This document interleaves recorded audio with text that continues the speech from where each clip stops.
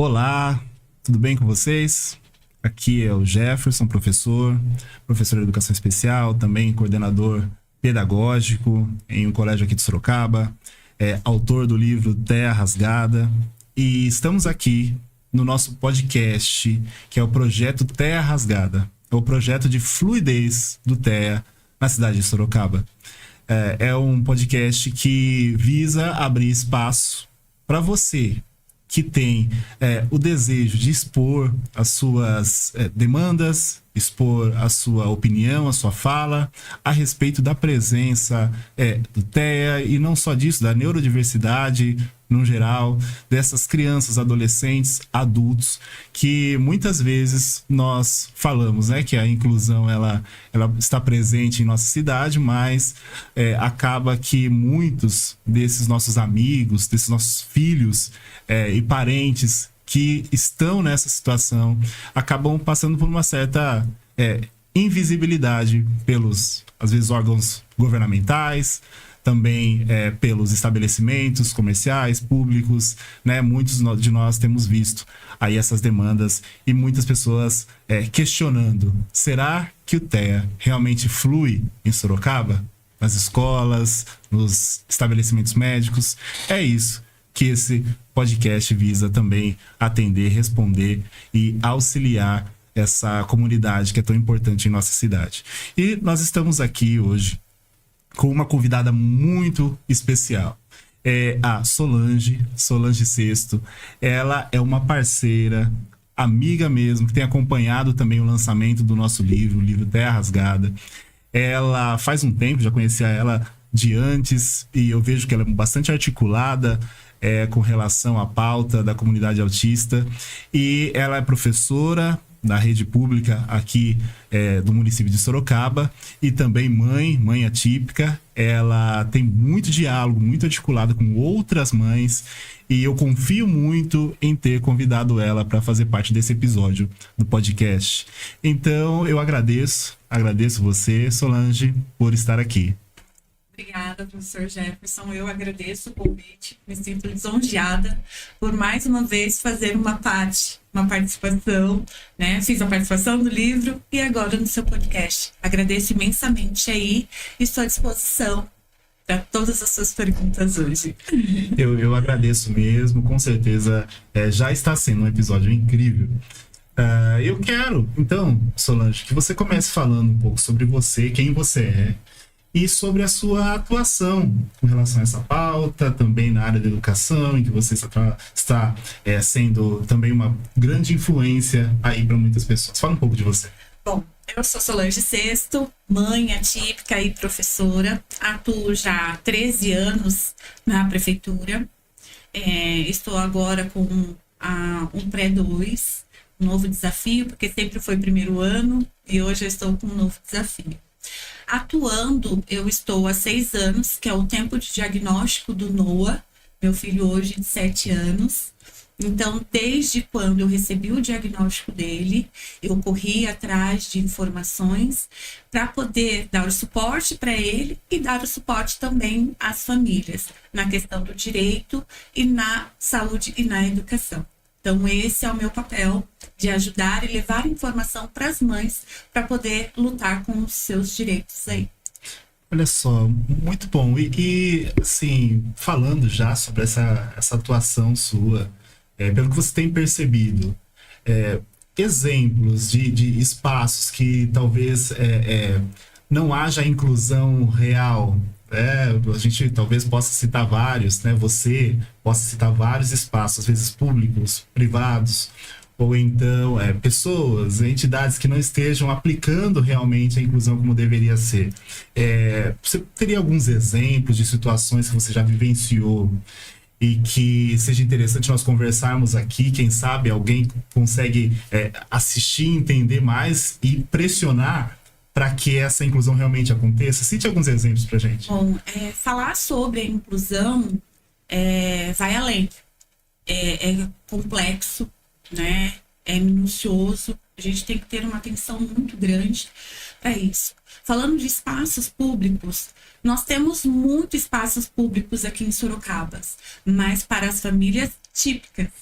Para as famílias atípicas, como o meu, já não tem. Por quê? Eu vou falar baseado no meu filho, tá?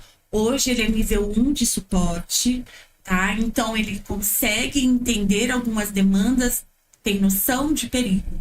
Então, se eu vou com ele para algum lugar público, o Parque das Águas é um espaço bacana, que dá para ele brincar, mas para outras crianças de nível 2 e nível 3 de suporte que não tem essa noção de perigo, já não é um local adequado para poder levar para brincar. Então, a gente precisa ter esse novo olhar, né? Fazer um espaço, ou a gente pode mudar algumas questões, reformular, às vezes até tem um espaço, mas vamos fechar, né? Colocar grades, cercar, para que essa criança não fique somente dentro do lar. Porque as famílias, às vezes, acabam não saindo, não levando para um parque, por ser um parque aberto. Ter um lago, o lago é super perigoso e, de fato, muitas crianças, eu digo assim, não de uma forma somente os atípicos, os típicos também, mas para nós, famílias atípicas, é mais complicado. Então, aqui em Sorocaba, a gente tem Chico Mendes, o Parque Chico Mendes, a gente tem inúmeros, porém, não é adequado para se levar os nossos filhos atípicos, que por conta dessa questão de noção, principalmente quando se tem lagos perto, né? E a grande maioria que tem Porto das Águas e outros, né? O meu gostou. Levei para conhecer, mas aquele lago eu já fiquei super aflita. E isso pedindo para que ele ficasse próximo. Mas e outras crianças que não entendem essa demanda, é mais complicado.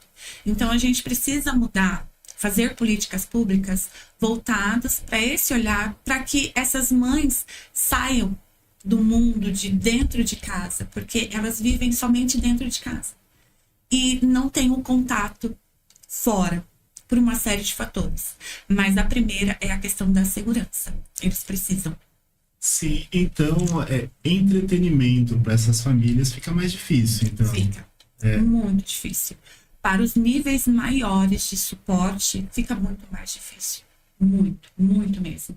Então, muitas famílias acabam se fechando, né? Tem famílias que eu conheço que moram em condomínio, que olha, é um lugar que dá para sair com o filho, mas envolve aquela questão da vergonha, da socialização, esconde que tem um filho deficiente em casa. E eu não vejo, né? A partir do momento que você recebe um diagnóstico, ele não é o fim. Ele é libertador, ele é um início para você dar suporte para o seu filho.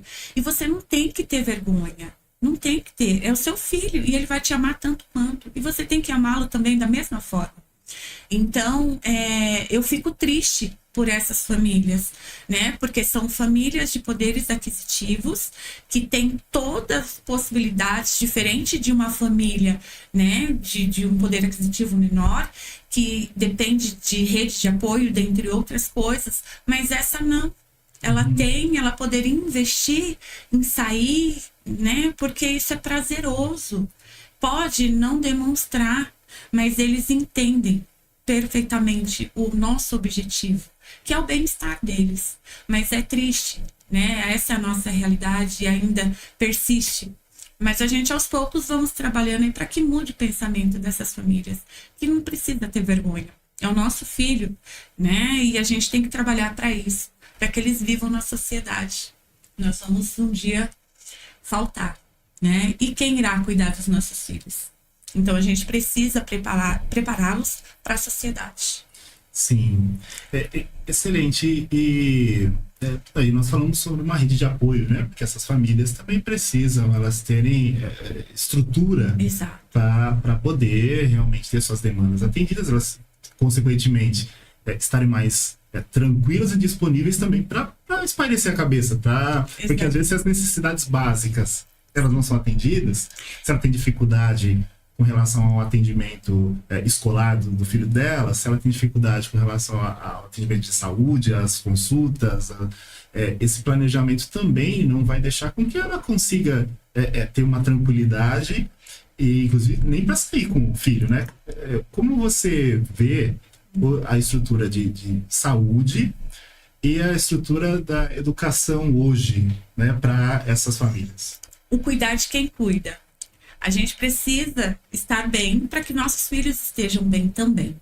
Então, a partir do momento que a mãe recebe um diagnóstico, ela entra em desespero e tem a questão do luto. Mas esse luto ele não pode perpetuar por muito tempo. Ele tem que ficar um tempo rápido.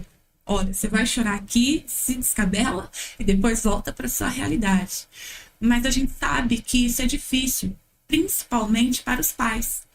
Porque a gente sabe, e tem pesquisas que revelam para nós, que antes do filho completar os seus 5 anos de idade, o pai acaba largando a família. Porque ele idealizou um filho, um jogador de futebol, uma filha bailarina, dentre outras coisas, e acaba abandonando. Mas a gente sabe que isso não interfere no desenvolvimento da criança. Ele pode ser, sim, um jogador. E, consequentemente, essa mãe acaba se tornando uma mãe solo. E a rede de apoio dela, aonde entra? Ela acaba não tendo uma rede de apoio. E essa mãe acaba se desgastando e ficando doente. E o índice que mostra para nós é que muitas mães estão tirando suas próprias vidas por conta desse desgaste. Por quê?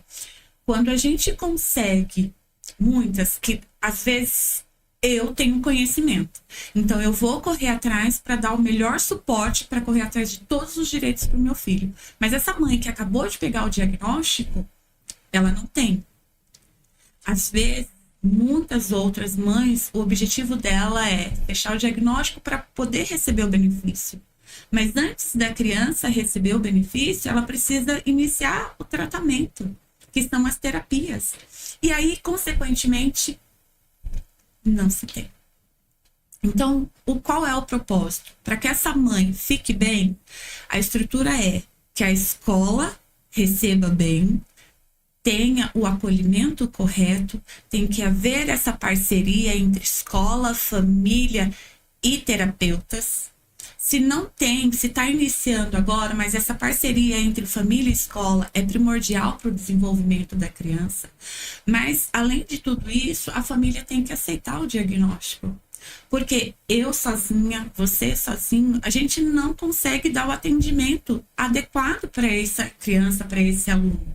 A gente falando no ambiente escolar, a gente não tem. Nós fazemos o que está ao nosso alcance, né? Tentando material adaptado, o PEI ou o PDI, tudo que está ao nosso alcance. Mas se essa família não correr atrás do tratamento terapêutico, não vai valer de nada o nosso esforço. Vai ser somente... Então, isso tudo envolve a estrutura psicológica da mãe. Porque ela não teve o atendimento, o acolhimento na hora da matrícula, teve a negativa na hora da matrícula, ela... Nada. Então, como que essa mãe vai ficar psicologicamente, mentalmente, sem nenhuma estrutura para poder seguir à frente a vida aí para cuidar do filho ou da filha? Então, é muito complicada essa questão da rede de apoio. Que importância tem dessa mãe não estar sozinha, de as pessoas olharem para essas famílias com mais carinho. Exatamente. E se colocar no lugar. Ver que, assim, às vezes, para algumas pessoas com uma condição, até um esclarecimento, mais informações, né, talvez as coisas fluam um pouco melhor, mas nem todas as pessoas contam com essa estrutura, né? Nem todas as pessoas contam com, às vezes, recursos financeiros para ter um cuidador, para ter uma pessoa de apoio também na rotina. E o que você vê, como você pensa que essas mães, elas lidam com essa sensação de solidão, né? Porque eu acho que nesse momento, né, principalmente se tratando desse apontamento que você fez, que realmente às vezes essa rede de apoio não aparece, como essa mãe pode lidar então com esse sentimento, se há a possibilidade da mãe também fazer uma terapia, contar com uma estrutura assim algumas sessões de psicologia para poder colocar isso para fora? Como isso pode ser feito? Bom, o objetivo é para que tenha políticas públicas voltadas para isso. Porque a gente precisa ter esse olhar para as mães. Ela é o alicerce, é o filho. Se a mãe não está bem, não tem como o filho estar bem. E isso atrapalha muito. E nós não temos aqui de forma gratuita. Então, quando o Noé fazia as terapias dele, ele entrava para a salinha dele e eu entrava para a minha. Porque eu tinha que estar bem para poder dar o suporte para ele. E isso aqui a gente não vê. Mas essas mães, ela tem uma facilidade, tem as redes sociais. Então tem grupos, né? Tem páginas falando sobre o autismo, tem páginas de redes de apoio mesmo, para que venha, olha, eu recebi o diagnóstico agora, né? Preciso de ajuda, preciso de suporte. A gente sabe que tem as faculdades que dá o atendimento gratuito, porém há filas também, há filas ultimamente para tudo. Hoje, famílias estão há muito tempo esperando para ter a primeira consulta para o filho, né? Ou que já teve e precisa retornar. Então, hoje, as políticas públicas falham com as famílias atípicas. Não é só de hoje, porque o autismo ele não surgiu agora. Ele já vem de tempos. E o governo não está preparado para nos receber e para nos acolher. Então, peca nesse sentido. E eu, assim, perante mãe, ativista na causa, o que eu quero? Eu quero que essa família tenha o atendimento adequado, que não fique 2, 3 anos esperando para conseguir a sua primeira consulta, que tenha todas as terapias, que dentro isso na questão da saúde e dentro do ambiente escolar, para que tenha um material adaptado, para que tenha um acolhimento, para que tenha empatia, que tenha a formação nós, professores e dos demais profissionais que compete a dar o suporte para esse aluno.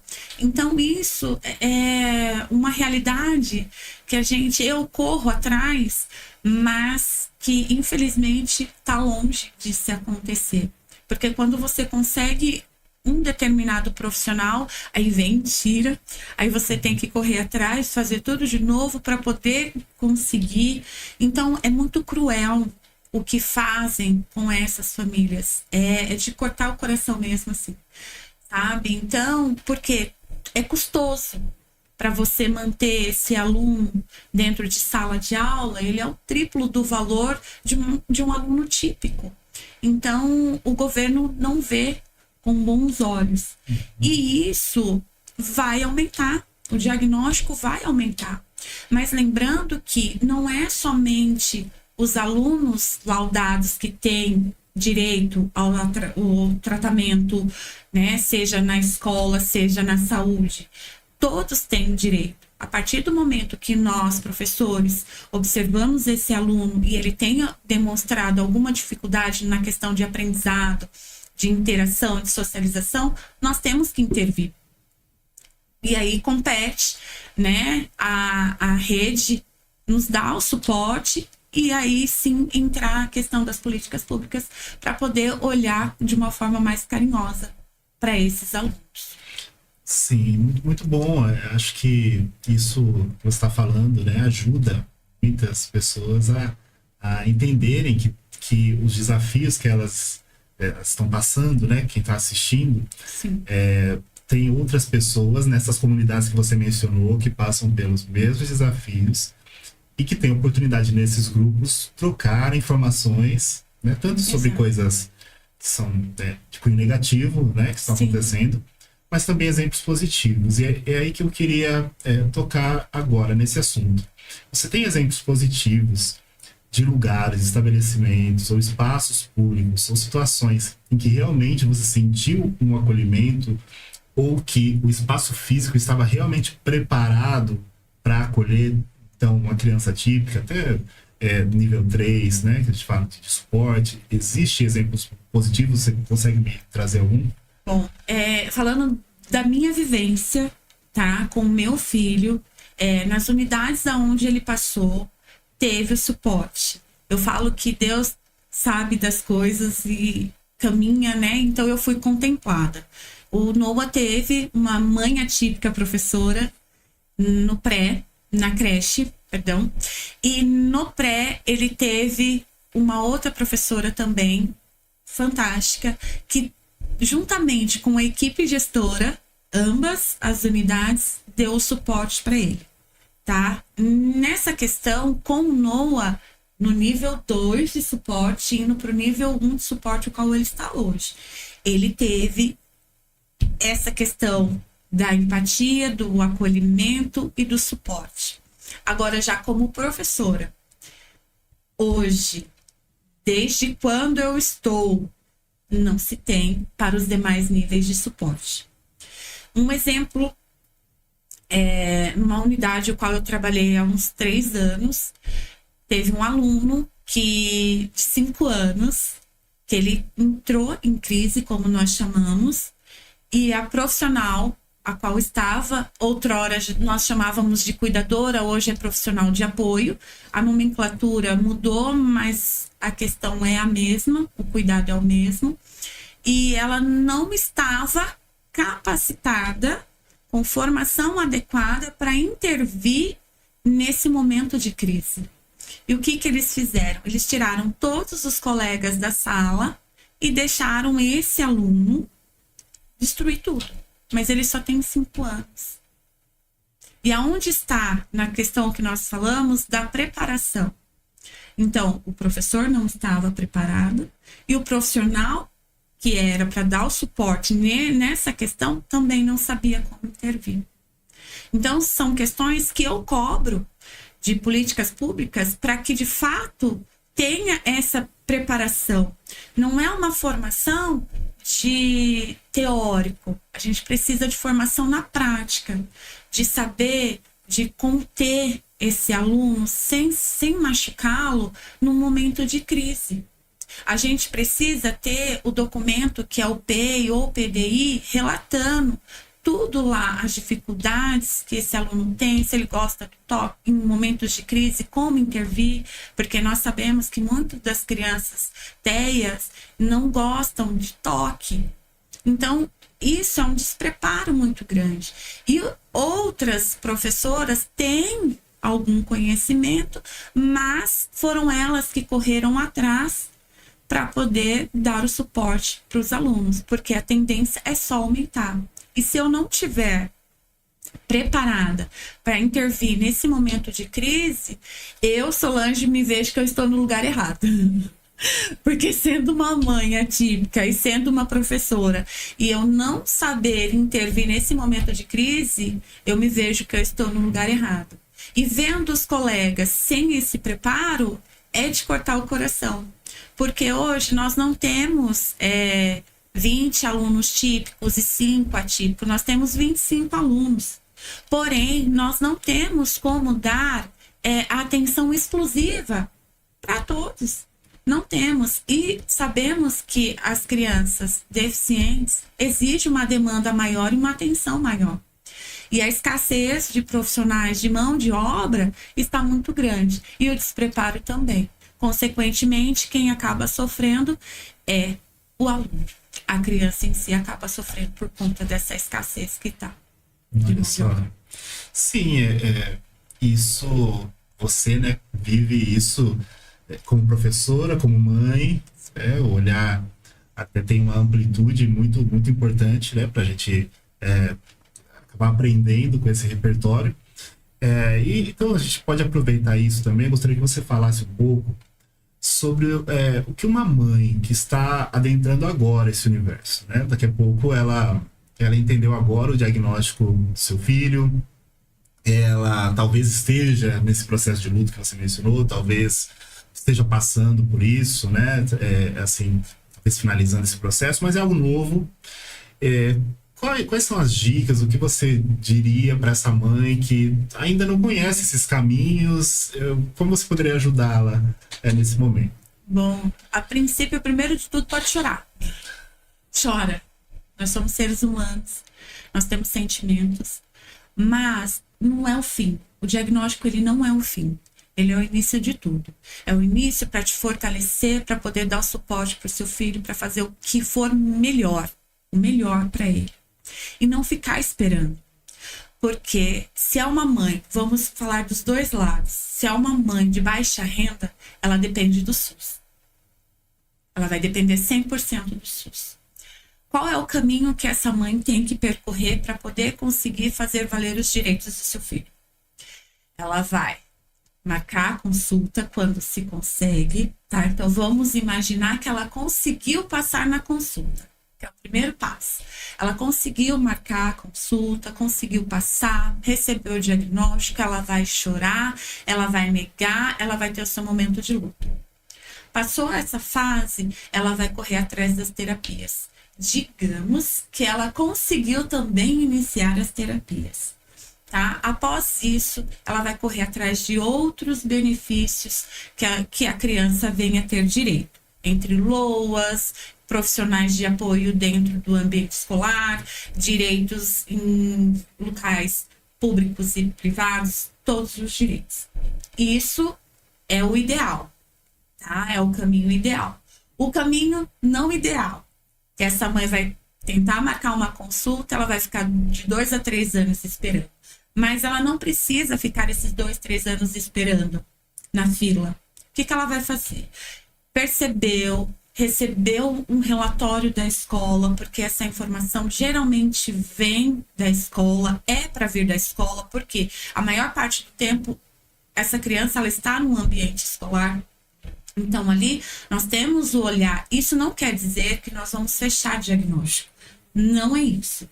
O nosso objetivo é relatar para essa família pontuar para ela o comportamento do seu filho. Socialização, brincadeiras, de alimentação. Esse é o nosso objetivo. Através disso, essa mãe vai até uma unidade básica de saúde, marca com um clínico, dependendo da idade, ou com um pediatra. Marcou, vai informar, vai receber a informação de que tem uma fila de espera, mas ela não precisa.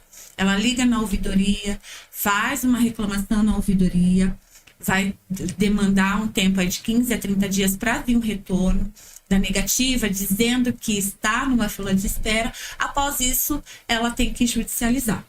Mas também tem a forma de ter os advogados gratuitos. Não precisa arcar para poder conseguir. Após isso, ela consegue já ter todo o encaminhamento de terapias, de profissional, já se pede tudo, tá?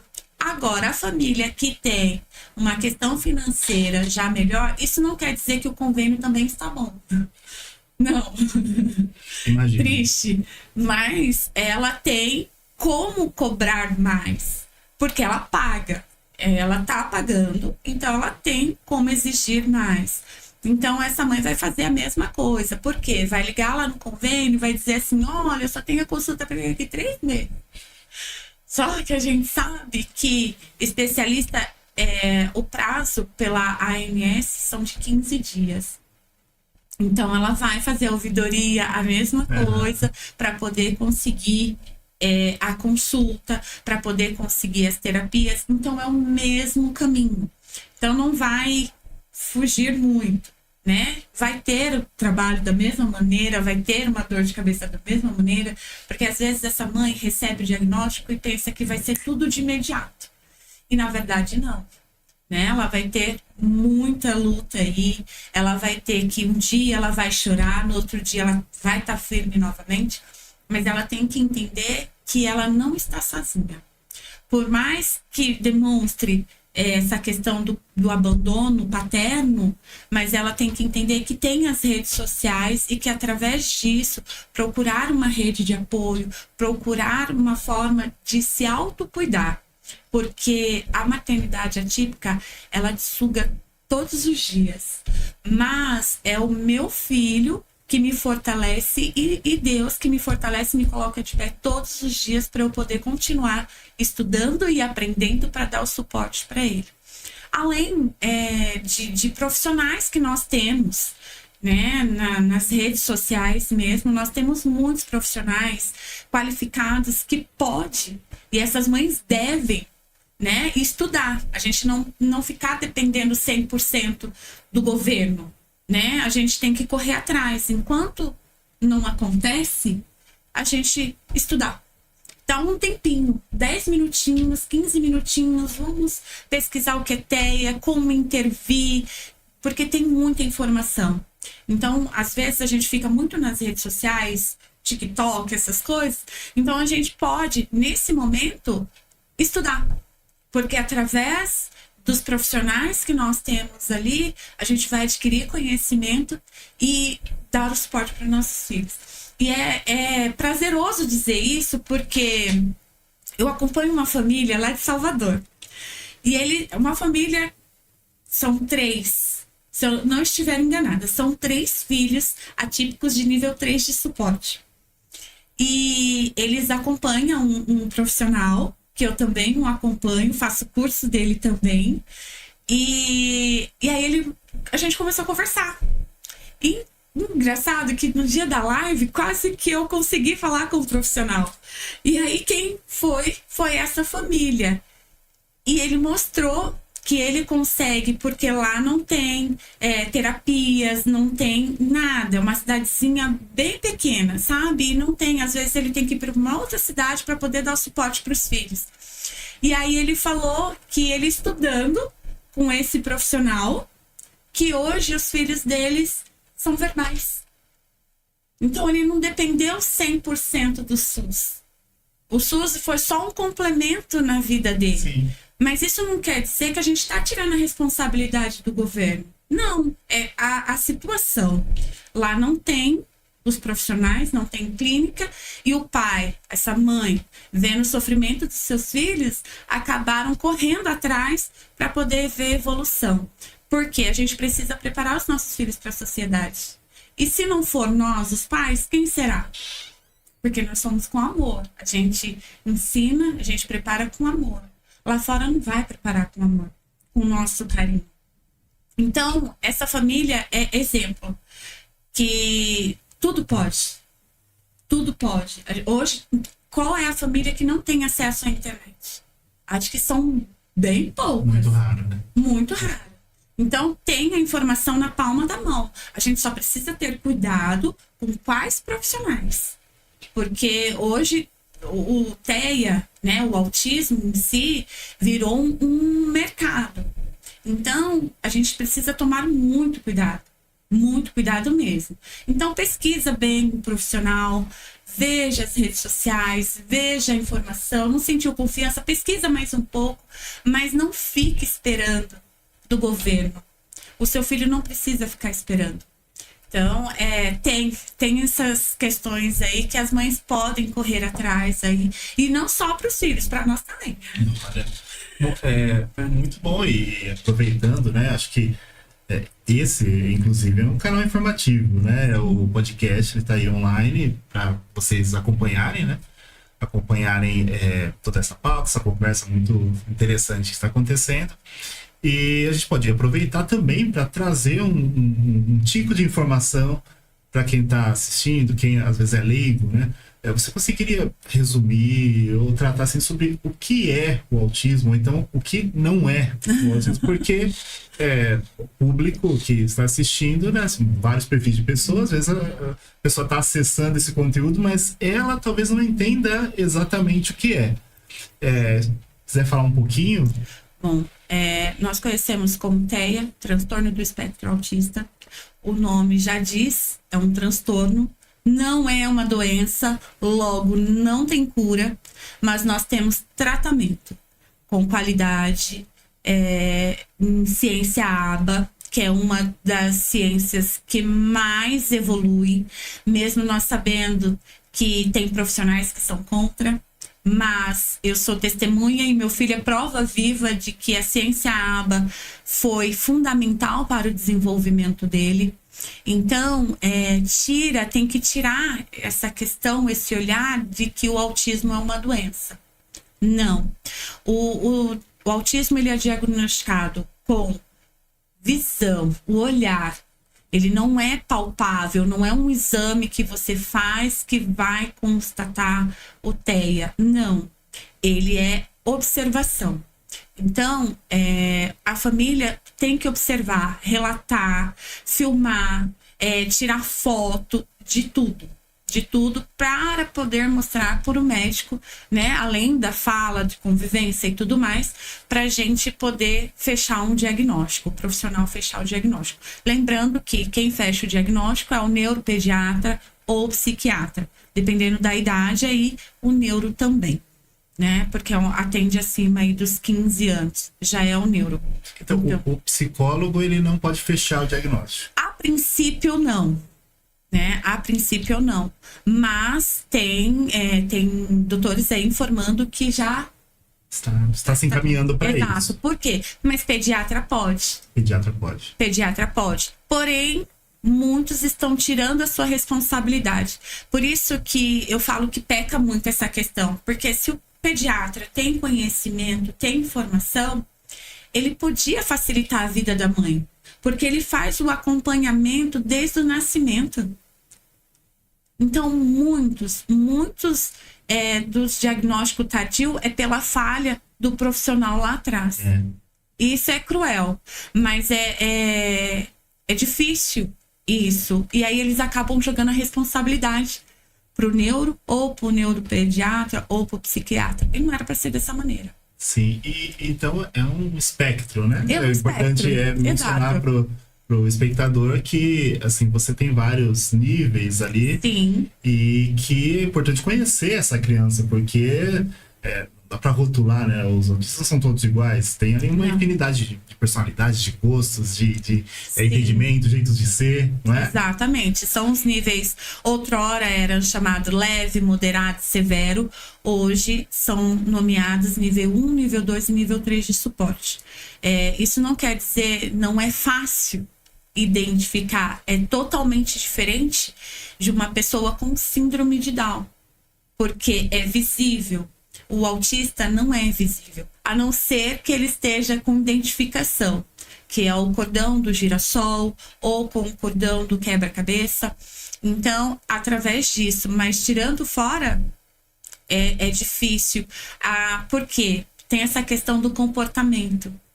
Então, a pessoa que não tem um conhecimento, que não tem ninguém na família ou que não acompanha nada, e o comportamento do TEA, principalmente em ambientes públicos como mercado, farmácias, restaurantes, tudo mais. Então, a pessoa que está ao redor acaba vendo como mau comportamento, como uma criança mal educada. E, de fato, não. A gente não pode generalizar, né? Então, tem essa questão também. Quando é uma crise, quando é uma birra.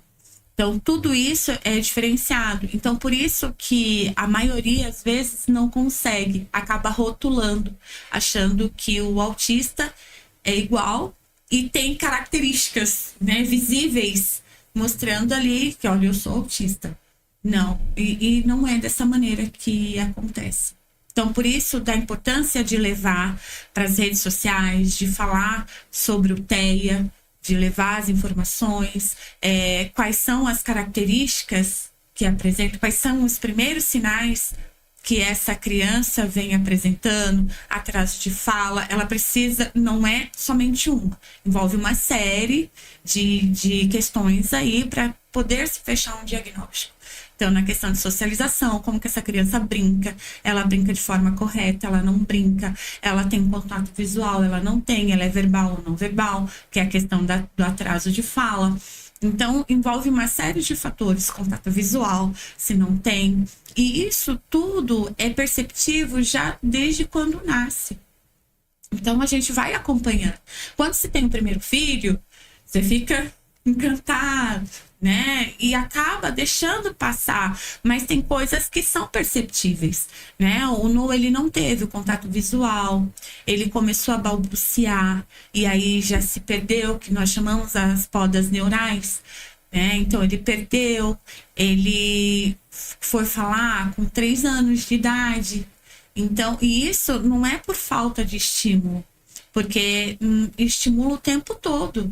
mesmo que a família não perceba, mas ela tá estimulando o tempo todo, mamãe, papai, né, o dar e uma série de coisas. E a criança e a família, não, tá no tempo. A pediatra chega, não, tá no tempo, tá no marco de desenvolvimento, ai, não se preocupa. E aí acaba se fechando o diagnóstico tardio. E isso acaba atrapalhando muito essa criança aí no seu desenvolvimento. Sim. Nós vamos já caminhando para encerrar, até porque a ideia, né, a gente tinha conversado até com a Solange aqui, de ser algo breve, porque justamente para ser acessível e fácil de você, que às vezes não tem muito tempo, às vezes a rotina é corrida, né, principalmente das famílias que precisam estar atentas ali ao seu filho, se dedicam muito a isso, né, a rotina ela acaba sendo puxada, né, exigindo bastante. Então, o podcast é algo mais objetivo para que também seja acessível para essas famílias. Então, nós vamos caminhando para encerrar. Você tem algum recado, alguma coisa que você queira falar, então, para o espectador, que talvez eu não tenha perguntado, alguma coisa que, assim, venha do seu coração, que você queira deixar um recado final para esse público?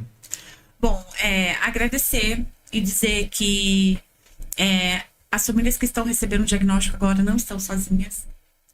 Tem as redes sociais, tem minhas redes sociais, Solange Sesto. Lembrando que todas as famílias que eu ajudo, eu não posto nas minhas redes sociais. Eu não tenho por que postar nas minhas redes sociais, mas estou aberta para poder atendê-las, para poder ouvi-las e dar o suporte da melhor forma possível. Ajudando com o diagnóstico, para correr atrás do diagnóstico, do laudo, para sair dessa fila, oriento da melhor forma possível para essas famílias terem o suporte. Olha só, muito bom, eu agradeço a sua presença. Eu recomendo que vocês acessem, sim, a rede social, procurem Solange Sesto no Instagram. Ela é muito articulada lá também, sempre, né? Os projetos em que ela está envolvida, ela está postando ali para que a gente saiba ali o que tem surgido de novo na cidade, de discussões, de conversas, audiências públicas. Sempre ela está presente nesses espaços, e é importante também que nós estejamos, né? Que essas informações cheguem até vocês possam encontrar a Solange em algum desses espaços. Tenho certeza que pode render muita coisa desses encontros. Eu quero agradecer, Solange, que você volte outras vezes. Com certeza eu vou te chamar mais vezes aqui, tá? E para outros projetos também. E você que gostou desse espaço, dessa conversa, pode acompanhar não só esse, mas demais vídeos que nós estaremos trazendo aqui, mais entrevistas nesse podcast, o Terra Rasgada, que é o podcast, é um projeto de fluidez do Terra em Sorocaba. Ele parte, como eu disse, da ideia do livro que nós lançamos esse ano, que é do mesmo nome, Terra Rasgada, que fala sobre justamente, né, até o exemplo que você trouxe dos parques naturais, sim, que eles podem ter mais estrutura para receber também essas crianças, adolescentes. Esse livro traz isso e nos provoca a ter aberturas, espaços de diálogo para isso. Então você pode acompanhar @Terra Rasgada no Instagram, pode seguir lá também a nossa página, e também a minha página é @Professor Jeff, Jeff Carvalho, também para acompanhar as novidades que nós vamos lançar. Então, agradeço a atenção de vocês. Novamente, agradeço. Obrigada, Solange. Obrigada, professor, pelo convite. Agradeço imensamente aí. A gente fala sobre política, mas não é sobre política, é sobre pessoas, né? Então, eu quero deixar claro aqui para as mães que nós estamos disponíveis, pronto para ajudá-las e acolher da melhor forma possível aí. E que elas não estão sozinhas, elas estão no mesmo mar, mas em barcos diferentes. Hoje tá bem, amanhã não tá, e assim um dia de cada vez. Mas com fé em Deus, né? A gente tem que colocar Deus em nossa vida, independente de religião. Que essas mães se sintam abraçadas e acolhidas em nossas redes sociais aí, para poder dar o suporte para elas. Obrigada, viu? Nada, eu agradeço. E sim, nós vamos conversar em um dos próximos vídeos, né? Que nós vamos gravar. Vamos falar sobre inclusão nas igrejas, também nos espaços religiosos também que nós temos em Sorocaba. Importante. É importantíssimo. Nós vamos trazer esses elementos porque a gente precisa cuidar de todas as nossas áreas Sim, da vida. exato. Né? E é uma demanda também, né? As mães, famílias terem a oportunidade de participar de um culto, de um momento religioso também para poder ali suprir essa área também, né? Exato. Então é isso. Até o nosso próximo encontro e conversa. Tchau!